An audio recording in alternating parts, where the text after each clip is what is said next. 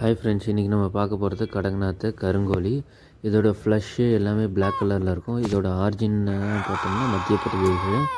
இதோட ஃப்ளஷ் ஏன் பிளாக்காக இருக்குன்னா, இந்த ஃப்ளஷ்ஷில் வந்து அயன் கண்டென்ட் அதிகம் இருக்கும். இதில் ப்ரோட்டீன் அதிகம் இருக்கும். ஃபேட்டுன்னு பார்த்தா ரொம்ப லெஸ்ஸாக இருக்கும். இது ரொம்ப ஹெல்த்தியான ஃபுட்டு. ப்ரைஸும் ரொம்ப காஸ்ட்லியாக இருக்கும். இதோட மீட் பெர் கேஜி உங்களுக்கு ஒரு 1000 கிட்டேயே லோக்கல் அவைலபிளாக இருக்கும். ஏன் இவ்வளோ காஸ்ட்லினா, இது வந்து அடைப்படுக்காது. ஒன்லி முட்டை மட்டும் விடும். அடைப்படுத்தாலும் அதிக இப்போ 10 முட்டை வைக்கிறோம்னா 10ல் 4 5 தான் சர்வே ஆகும்.